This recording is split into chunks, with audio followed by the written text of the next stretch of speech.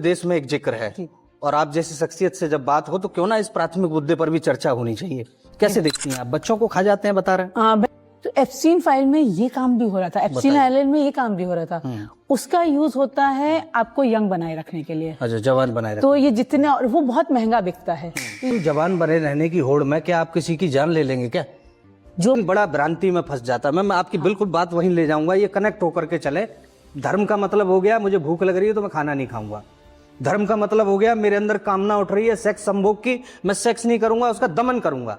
ये मानसिकता चल, आप तो जानते हो मैं ओशो, मैं जानता हूं फॉलोवर हूं, बिल्कुल, और ओशो से बड़ा शायद सेक्स गुरु कोई हुआ ही नहीं। मैं सेक्स गुरु उनको नहीं कह सकता, लेकिन हाँ ठीक है, लोग कहते हैं टैगबोर्ड तो उनको यही है कि वो सेक्स गुरु है, जबकि अगर सच में किसी ने उनकी किताब संभोग से समाधि पढ़ ली ना, मैंने पढ़ी है, तो अपने आप उसकी भ्रांतियां टूट बिल्कुल जाएंगी, क्लियर हो जाती हैं और उनमें कहीं भी सेक्स का जिक्र नहीं है। नहीं है ना? ओशो की शिष्या बाद में बनी, शिष्या भी मैं नहीं कहूंगी, हाँ ओशो की प्रशंसक हूं। मैं शिष्या भी नहीं कहूंगी, क्योंकि मैं किसी का शिष्य कहना इसलिए नहीं चाहूंगी क्योंकि वहां पे आप बंध जाते हो।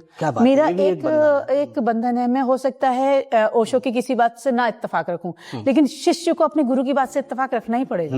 ये एक उसका धर्म है, उसका धर्म है कि वो अपने गुरु की बात से इत्तेफाक रखे ही रखे। कई बार मैम भारत में जो झाड़ फूक करते हैं ना, जो इस तरीके के बाबा भी हैं, और आजकल तो मैम एक नाम मैं पता नहीं इस चैनल से ना लूं, मेरे संपादक बैठे हैं बताएंगे, या मेरे सीनियर वकील साहब बैठे हैं जो लीगल टीम देखते हैं, और ले देते हैं धीरेन्द्र शास्त्री। ठीक है, बड़ा नए युवक हैं वो, बड़ा सम्मान है उनका भाई देश में, लेकिन वो जब खड़े होकर के पर्चा निकालते हैं, उनकी कौन सी रेकी मास्टरी चल रही है भैया इस देश में? जो है हम लोग मतलब कहाँ बढ़ रहे हैं भैया तो चाह रहे हैं कि ट्रोल हो जाऊं। मैं तो चाह रहा हूँ भैया का प्रचार कर रहा हूँ भैया, मैं तो आपका प्रचार में लगा हूँ, आपका नाम ले रहा हूँ अपने चैनल से। देखिए आप वैसे अपने आप में परिपूर्ण हैं। इसमें ऐसा नहीं आप पर्चा निकाल सकती है मैम? नहीं, पर्चे निकाल सकती हूँ, लेकिन वो भी तरीके हैं। अच्छा, ये मैं वो टेक्निक नहीं जानती, लेकिन ऐसा नहीं कि वो टेक्निक नहीं है।